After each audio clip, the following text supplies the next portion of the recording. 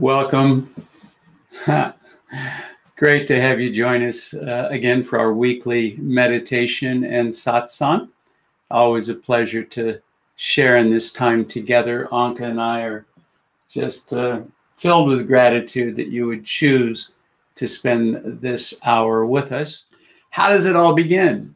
You know, we come into these lives as a differentiated being, right? And as it says in the first chapter in the book of the New Testament, in John verse 1, it says, "In the beginning was the Word."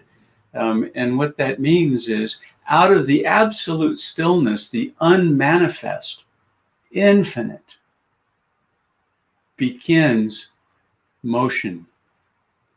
And we know that there is no matter. We know that matter is nothing but vibratory energy that is resonating at varying frequencies.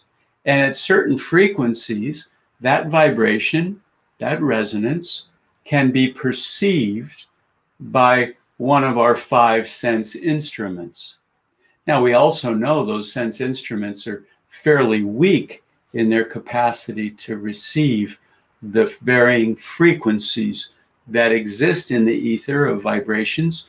Our eyes see only 2%, roughly, of the electromagnetic spectrum of vibrations that are there. 98% of what is there to be seen can't be seen with these eyes. And likewise for the ears, the nose, the feelings, etc. But in the beginning was the Word tells us that there was a time of unmanifest where all was everywhere, omnipresent, omniscient, all-powerful. And out of that unmanifest became the manifest. And it became varying forms, matter, atoms. And the atoms, again, vibrating at varying frequencies, forming together to make molecules, forming to make organs, our bodies, the cosmos, planets, stars. Every material thing is built on the vibratory frequencies of this matter-creating, manifested consciousness. And equally true is that the underlying principle of that vibratory universe is that it's finite, that it is dual. The characteristic of every atom is polarity. Every atom has a positive side and a negative side. And it's true in all things in the material plane. Everything here is polarized. Every argument has a counter argument. Every joy has sadness. Every love has hate. Every fear has an equal amount of courage. And so it is that we live in a realm of duality. The Indian tradition refers to this as Maya. And it's one of the most fundamental laws of reality in this dimension, in this plane of existence. I say that because if we were to leave this dimension, imagine for a moment that you could leave the boundary of this dimension, which is defined by the speed of light, space-time, as Einstein called this dimensional envelope. If you could go beyond that, you would be into realms of infinitude, no limitations. And that's where we came from, isn't it? As we entered into the physical form, in the beginning, we manifested vibratory frequencies, and each of us resonate at varying frequencies. Each of us have uniqueness as a result of that. The colors that we enjoy, the foods that we eat, the music that resonates for each of us individually, all are mere outward expressions of the myriad ways in which that original vibration has taken shape.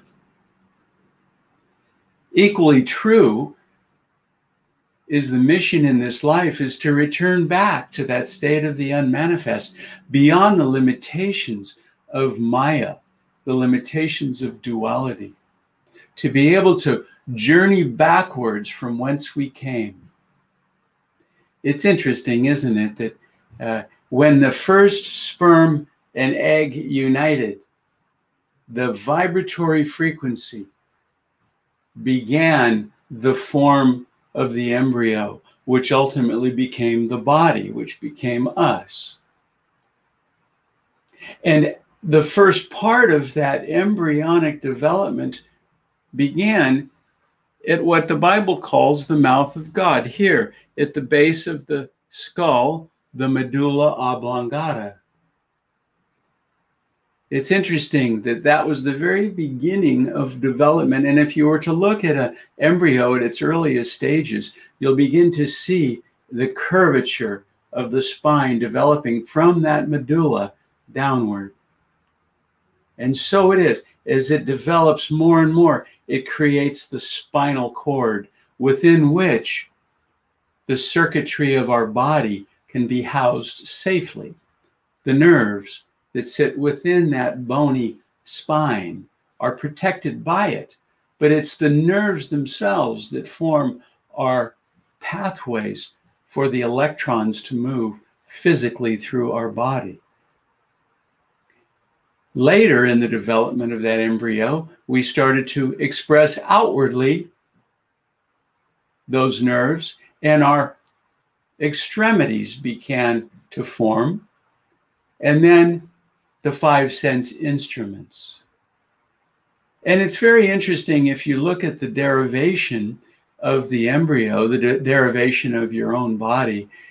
It was about the energy coming in through the medulla and energizing the development of the cells of your body through the frequencies and vibrations of life force and moving down the spine. Well, guess what happens? We wake up out of the womb and we begin to engage the physical reality with these five sense instruments, which, as I said earlier, have limitations.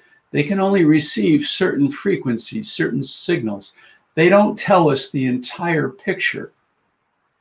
And yet, from those five sense instruments, we fabricate a reality that suits us quite comfortably.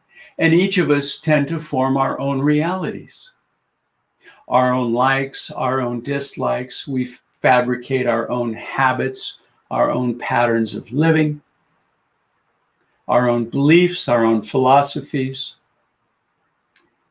And so it is that we become individuals. That energy that came in through the medulla and continues to this day, it's said that this medulla is the mouth of God, and through the mouth, the life force of prana, or as it may be called, chi in other cultures, but that prana life force enters the medulla and animates our entire form. Man does not live on bread alone, as it says in the Bible. It means quite literally that we are living on life force, not just the carbohydrates of bread or the nutrients found in the physical food. And that's been proven time and again, of course. The great sages of all religions have shown that they can sustain life without food, without water. They live on that amrit, that elixir of immortality, that life force. They are able to tune their consciousness with the fine resonant frequency required to tune to that source. And through that union, they are able to sustain life directly without the intermediaries that most of us require.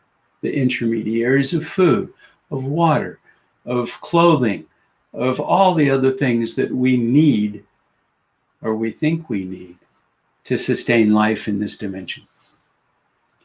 Yoga is the science of union. It's the ancient science that has told us for millennium how to live in attunement with that source field, the Om. You know, in Sanskrit, God is translated as Sat Chit Ananda. Sat, consciousness. Chit, awareness, self-awareness. Ananda, bliss. This is our true nature. We are conscious, self-aware, and blissful. This is our birthright. This is our defining characteristics. Now, many of us forget that. We fall into the belief that we are just this body, that we have the aches and pains, that we worry about all the externalities of life, including coronavirus, including whether we have a job or an income, or all of these myriad of things that engage our mind into a non-stop pattern of whirlpools, as it's referred to in yoga, vrittis. Well, of course, Patanjali, the great sage of India, in his Yoga Sutras, had shared with us the truth that yoga, the union, is the neutralization of those whirlpools, those disturbances. It's the quieting of the mind. And whatever your tradition is, agnostic, atheist, Catholic, Jew, Sikh, Jain, Muslim, Hindu, Buddhist, it doesn't matter. In every one of these traditions, if you strip away the languaging, the semantics of the words used, and get to the core essence of what that teaching is, it's all one. It says we are all one. We are all fabricated from the seed of pure consciousness. Now, you might be willing to embrace the label of God. I do.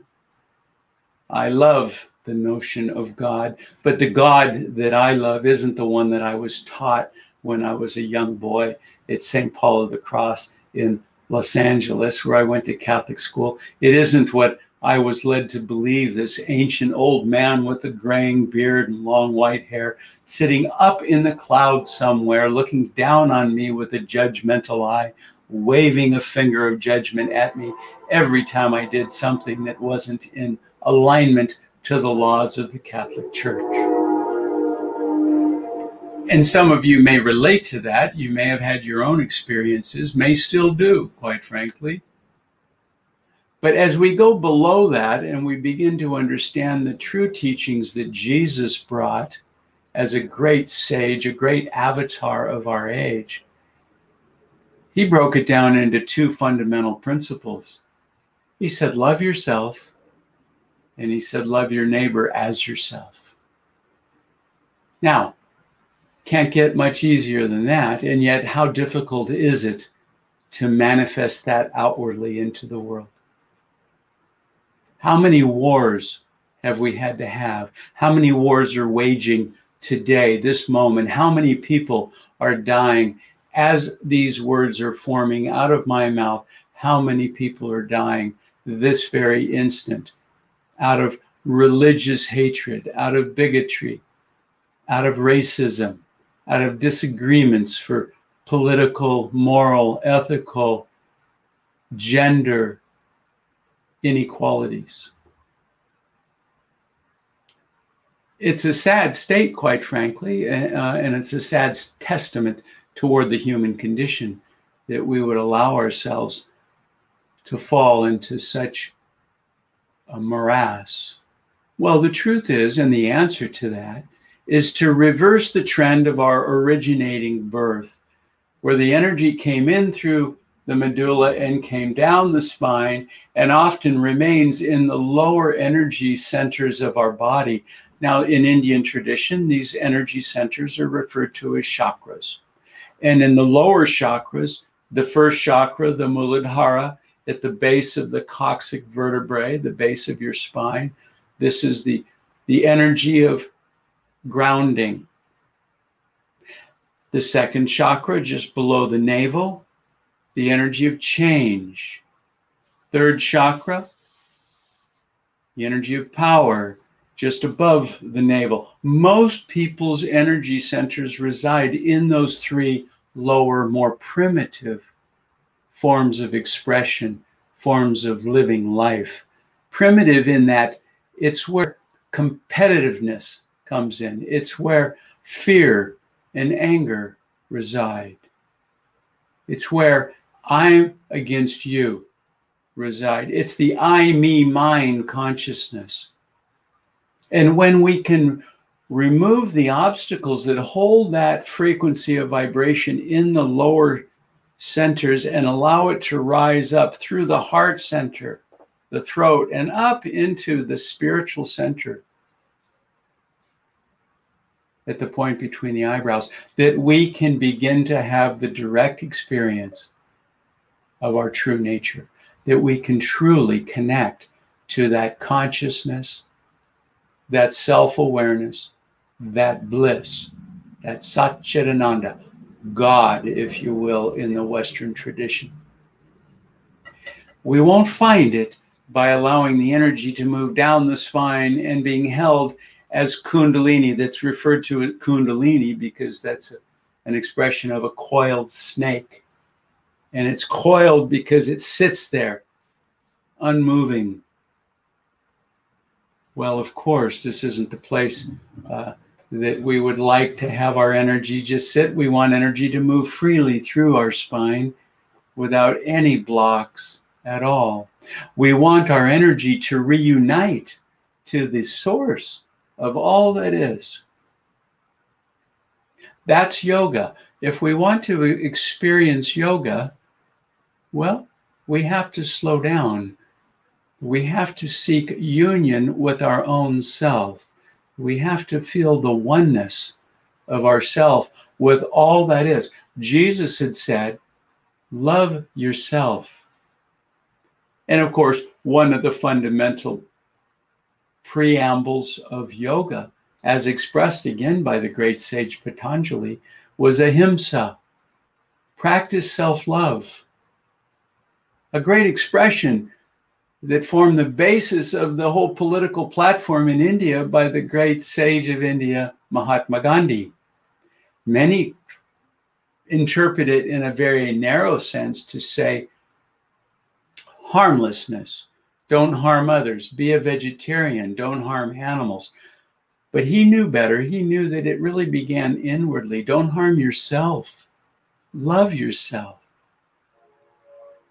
Don't do anything that's going to diminish the quality of your existence.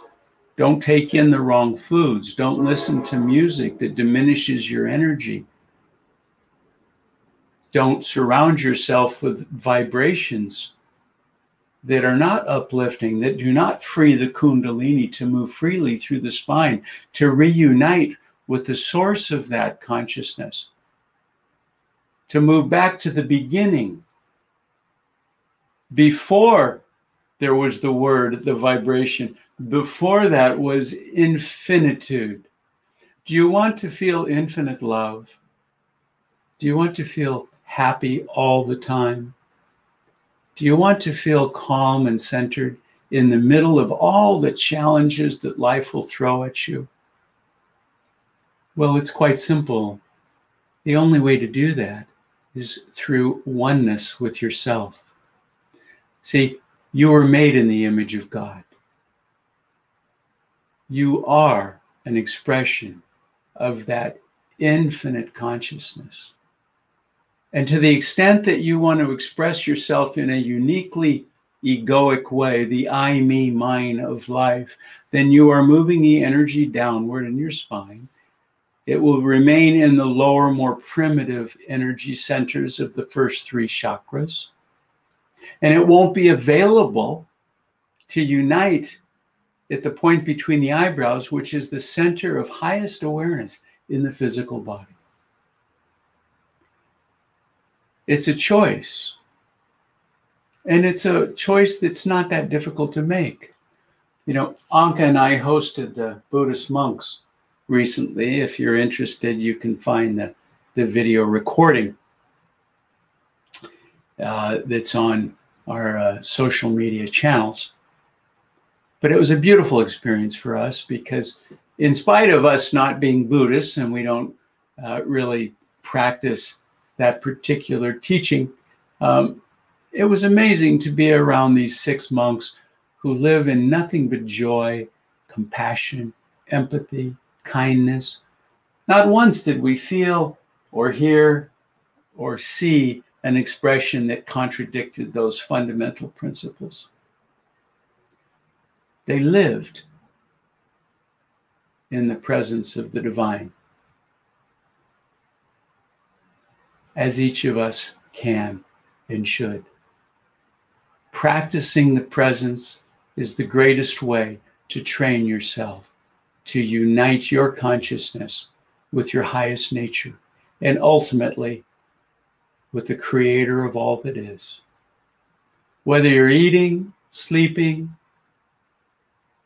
cooking, working, driving, washing dishes, bathing, the most mundane tasks are opportunities for yoga, to unite your consciousness with the highest truth, that you are one with all that is, that you are the expression of consciousness, awareness, and bliss. And so I challenge you, as you're doing something material and physical, don't get stuck in that I, me, mine, lower energy, that more primitive expression, oh, I wish I didn't have to do dishes, or I hate this traffic, or they just cut me off, or all of those things that draw our energy downward in the spine and move us further away from that state of yoga, that union with self. But instead, practice the presence of your own inner divine nature. I am joy. Tell yourself that now. I am joy.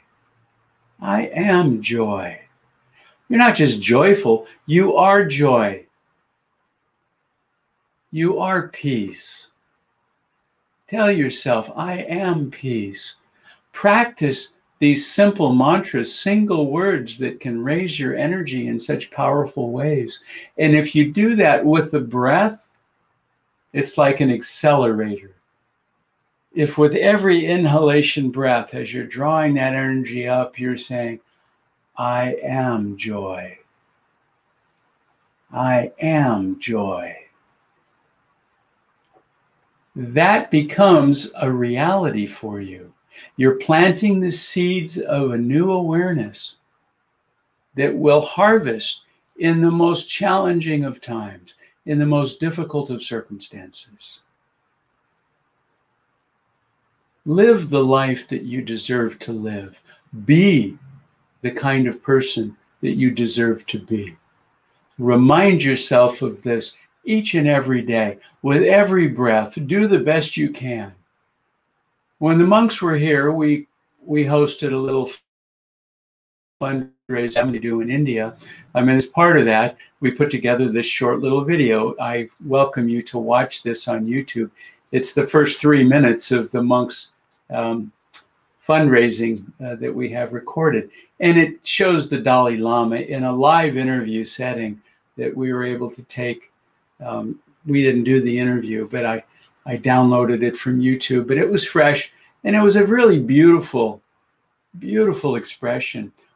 On meditation, he said, I meditate. I think it's good. 4.5, 5 hours each day. And we're going, yeah, okay. It's sweet how he says it. I meditate 4 to 5 hours. Very beneficial. And then he goes into, but start with 1 minute. No, remember, he said 1 second. He says only 1 second. And then 2 seconds. And then 10 seconds. And so it was that he was sharing that it is self-fulfilling, that the moment you get an opportunity to stop all the busyness, shut off all the media onslaught of information coming at you, and go inward into that stillness, even for a second, the results are quite profound. So profound, in fact, that your entire being will long for more.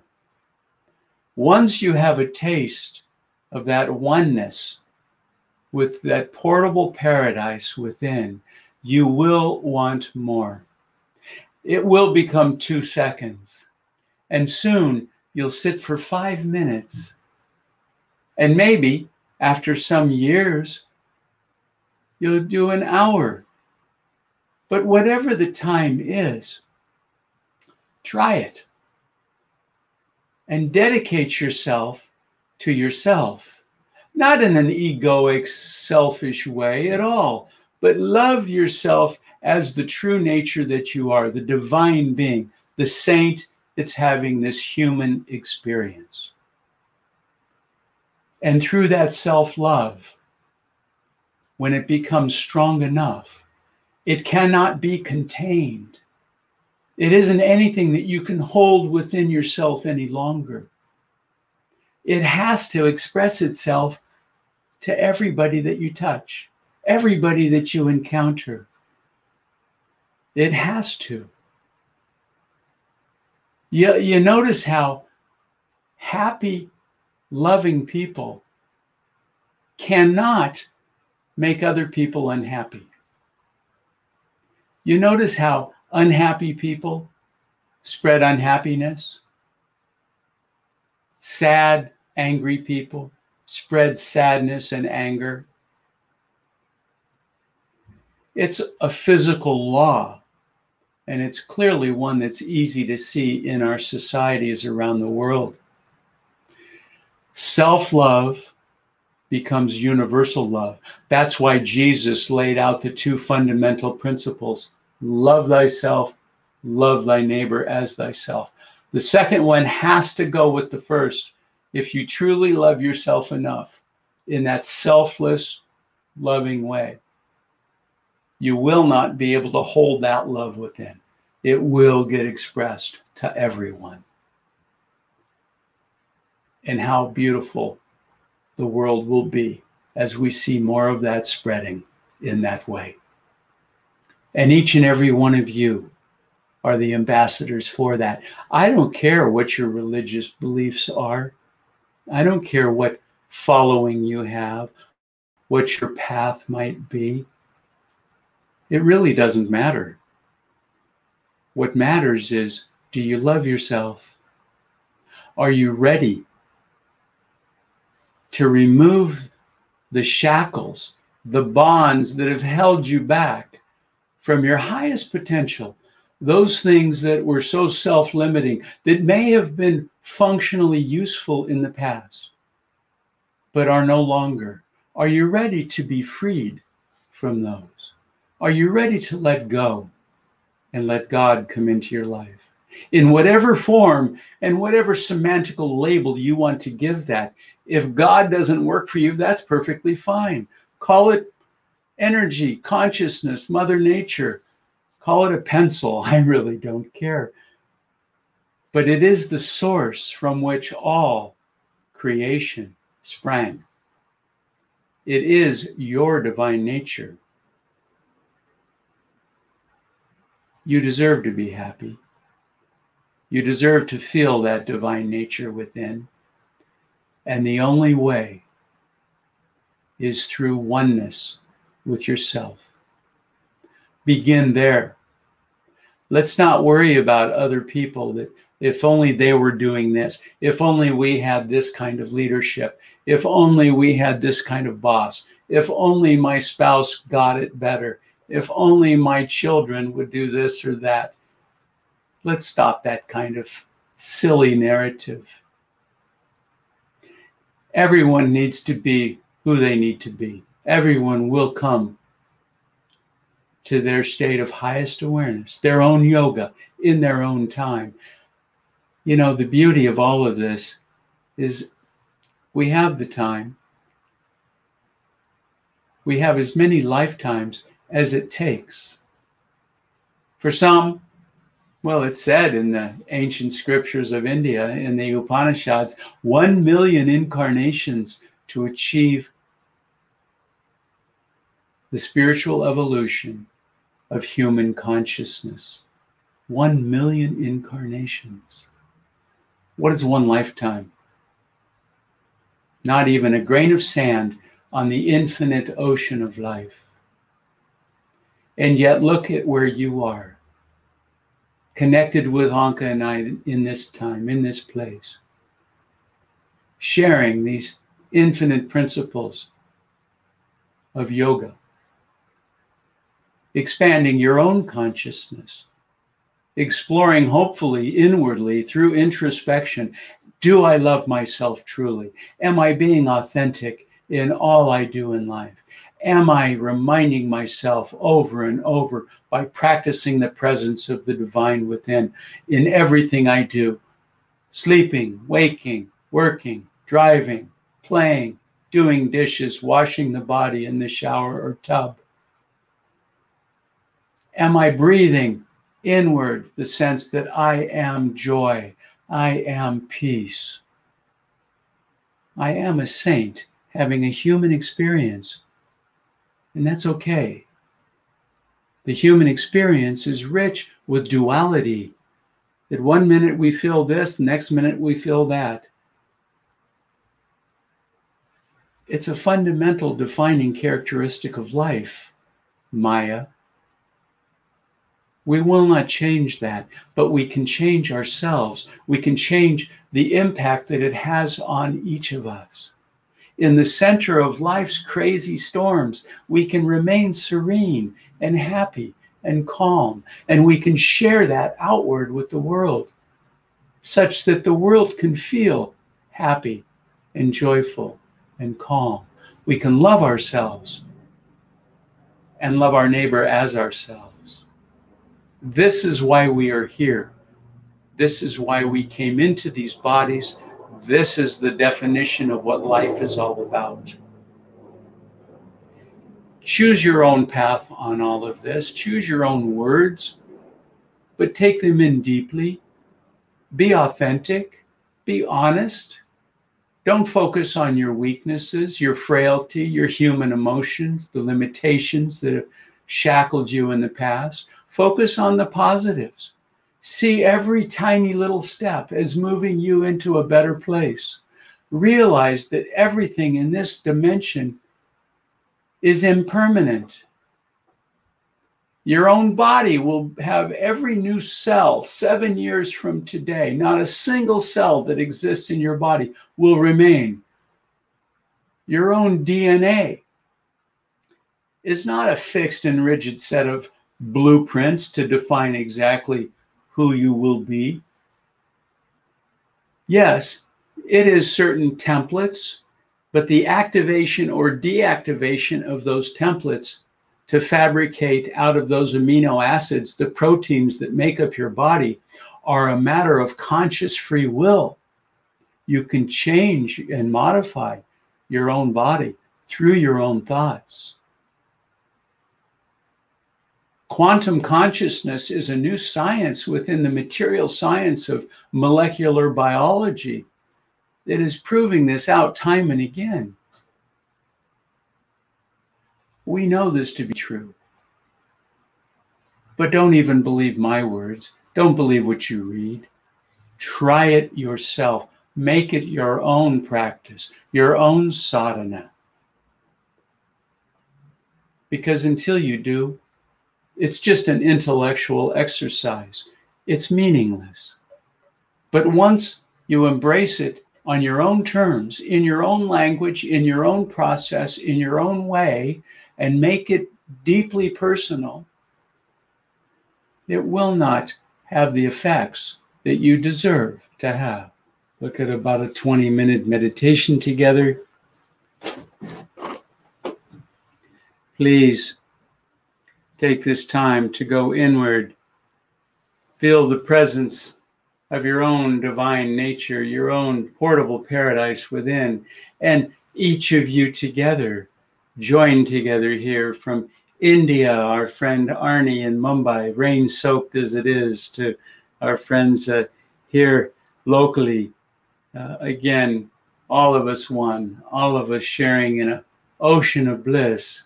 And so it is that we'll sit together in meditation, lifting the gaze up to the seat of highest awareness in the physical body. Make yourself perfectly comfortable. holding the spine perfectly straight in meditation, lifting the gaze to the point between the eyebrows. And behind closed or partially closed lids, begin to draw all of your energy of the 5 sense instruments inward. Begin to quiet the mind by focusing on the breath, because as the breath, so the mind. Slow the breath down, the mind will slow down automatically. And so it is. Watch the breath, and as you inhale deeply, hold it at the point between the eyebrows in a moment of breathlessness, complete stillness, uniting your consciousness in union with the infinite. And as you exhale, do so completely. And then at the bottom of your exhalation, immediately begin the next inhalation. Inhaling completely. Holding it for just a moment in breathlessness. Feel the oneness with your own portable paradise. If any thoughts cross the mind, just allow them to go by. Don't attach any meaning, any thoughts to it. Just observe them as they pass by. Exhaling completely. Already just on your own, inhaling, holding, and exhaling. And just focusing inward on that breath, that pranayama of balance and stillness. Already you should begin to feel the oneness of your own highest nature, free of all the troubles, all the anxiety, all the self-limiting beliefs that no longer serve you. Allow them to just leave your consciousness.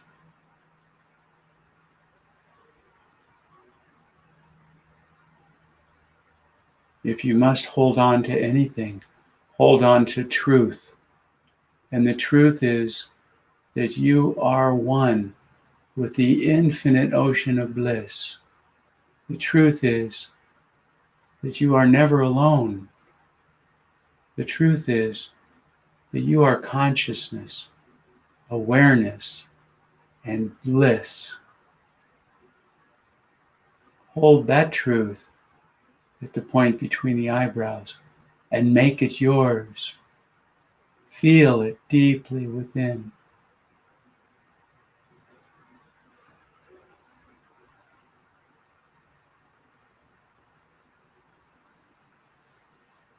We'll have the next 10-15 minutes in silence. If you have any meditation techniques, feel free to use them. Ahimsa, Om, Kriya. It doesn't matter. Lacking any technique of your own, just continue to watch the breath. And as it rises up from the abdomen, allow it to go to the point between the eyebrows. And use a mantra of your choice as it does. I am joy. And as you exhale, I am joy.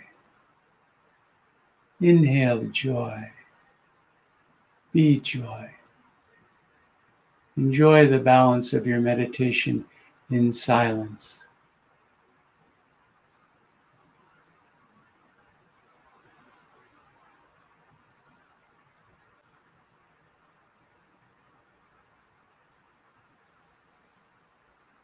And now join me in a healing prayer, bringing your hands together in pranam over the heart. And with the heart wide open as channels for the divine ray to shine into the world, join me in these words. Divine Mother, Thou art omnipresent. Thou art omnipresent. Thou art in all thy children. Thou art in all thy children. Manifest thy healing presence Manifest thy healing presence in these bodies, in these bodies, in these minds, and in these souls.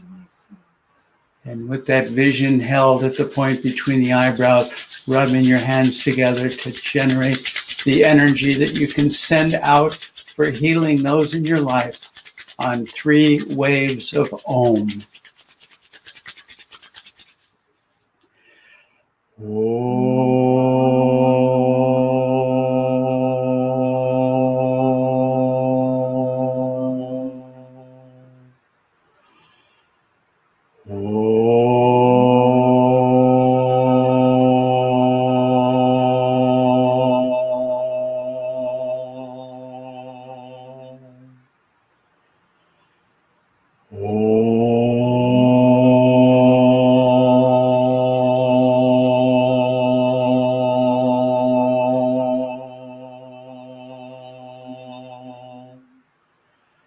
And visualizing all living beings on this planet, and let's send everybody some love and light that they too may shine joy in their lives.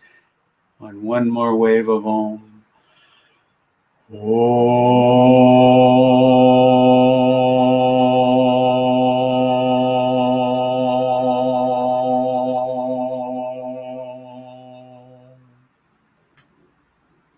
Bringing the hands together in pranam, join me in this closing prayer. Heavenly Father, Mother, Friend, beloved God, great masters of self-realization, saints and sages of all religions, humbly we bow at your feet. Divine Mother, may your love shine forever on the sanctuary of our devotion, and may we be able to awaken that love in hearts everywhere. Om Shanti Shanti. Amen. Namaste. Namaste. If you can put our light. Thank you so much for joining us today, and take this peace and this oneness with you into the rest of the day, the evening. Share it with others. God bless us all. Thank you for being here. We look forward to continuing to grow our consciousness together. Namaste. Namaste, everybody.